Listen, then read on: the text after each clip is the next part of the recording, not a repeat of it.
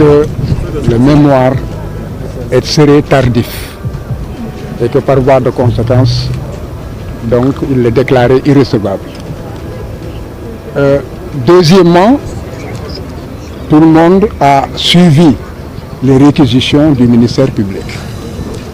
Et ces réquisitions tendaient à la cassation, même totale, de tout l'arrêt, pour des manquements graves à la loi. Parce que tout ce qui a été développé, c'était des moyens de pur droit. La Cour de cassation, donc la Cour suprême, s'est débrouillée pour rejeter un à un tous les moyens.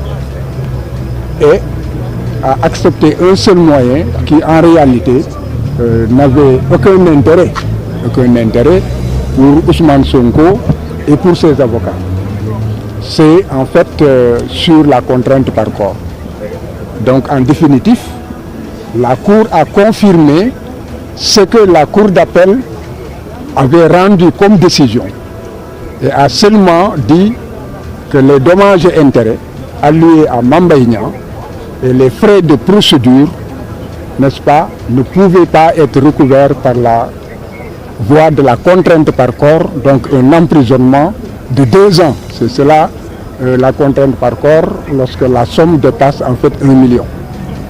Donc c'est cela la décision qui est surprenante. Alors, en dehors de cela, il est clair que nous ne baisserons pas les bras. Depuis des années, nous avons effectivement été confrontés à des décisions très surprenantes, n'est-ce pas, qui de nos analyses étaient désarticulées et ne correspondaient pas en fait à ce qui devait pouvoir être. Nous sommes aussi dans un contexte et un virage. Parce que si la décision n'était pas rendue aujourd'hui, rien ne pouvait empêcher Ousmane Sonko d'être candidat à l'élection présidentielle. Nous sommes aujourd'hui le 5. Dans les calculs, il restait en réalité seulement 15 jours. Or, le Conseil constitutionnel saisi aurait rendu sa décision dans 1 mois. Donc vous comprenez l'enjeu. Et là, chacun en tirera les conséquences.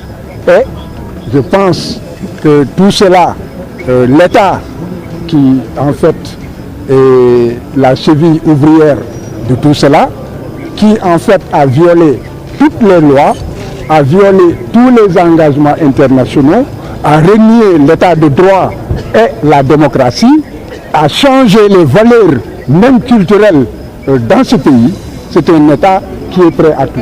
Maintenant, se battre contre un État qui a tous les moyens financiers, politiques, policiers, etc., ce n'est pas facile. Mais ce qui est important, c'est que Ousmane Sonko a gagné devant l'opinion publique nationale, a gagné devant l'opinion publique internationale, et l'histoire retiendra qu'il y a un complot d'État qui a réussi à l'affaiblir. Mais il ne tombera pas. Qu'est-ce qui reste à faire? Ce qui reste à faire, c'est que nous continuerons le combat. Est-ce qu'il est inéligible aujourd'hui? Aujourd'hui, on peut en fait aller en hâte en besogne et dire que compte tenu du fait que la loi électorale dit que toute personne condamnée pour un délit de 3 mois avec sursis à 6 mois avec sursis, n'est-ce pas, entre dans un cas d'inéligibilité. Alors là, on tire une conclusion active. Mais moi, je reste un juriste. Si en fait la loi électorale le dit, ce n'est pas automatique. Parce qu'il y a l'article 34 du Code pénal qui dit que le cas d'incapacité, en cas de délit, la juridiction, c'est la juridiction de jugement qui en fait la prononce ou bien l'en dispense. Et je convoque l'histoire. Dans l'affaire Karim Meïssa Wade, le procureur général, le procureur de la CREI avait requis qu'il soit condamné à une peine d'incapacité civique. Et dans la décision, si vous la prenez, vous verrez que la CREI a rejeté cette demande en disant que non, nous refusons de retirer en fait les droits civiques à Karim Meïssa Wade. Cela veut dire que c'est un débat encore qui reste d'actualité. Maître ci wolof rapidement. Maître ci wolof. Maître ci wolof. déggal ñu ko rek maître. déggal ñu rek déggal ñu ko rek. nan nga jàngatee jugement bi. yaa ngi nëbb gars yi. Maître nan nga jàngatee jugement bi. Bon léegi ci wala maître mu avancé tuuti. yaakaar naa ne que décision bi ñu rendre tas na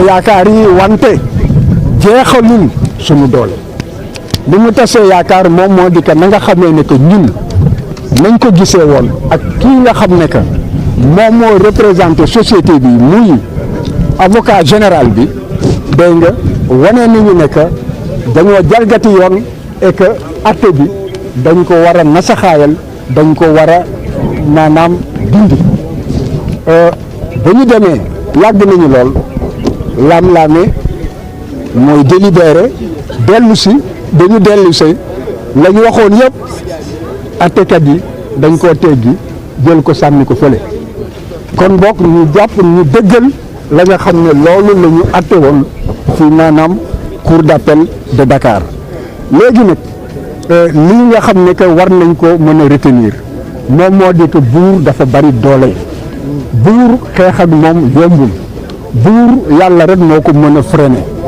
wante nag sabab bi du yàlla moo koy def doomu aadama bi ñoom ñoo def sabab bi ñu ngi koy def yegg nañu ba fii kenn yaakaaruloon ne que xeex bi dina àgg ba fii ngeen jàpp rek garde espoir ne que ba tey jii maanaam xeex bi nga xam ne que sumb nañ ko suñu borom bi kattanal ñu taxaw ba toll fii xeex boobu dafay wéy bu nit ñi nekk maanaam mënul nekk candidat ci ndax atte bii foofu foog naa ne gaawantu la lu tax gaawantu la parce que ñoom yaa xamoon nañ ne que dossier Adji Sarr boobu maanaam tàbbi na géej et que dossier bi ci lañ war a mën a langaamu te lii bu fekkee ne que atte wuñ ko fii ak fukki fan ak juróom booba day fekk Ousmane Sonko raw na leen définitivement léegi atte nañ ko ba su fukk ak juróom yi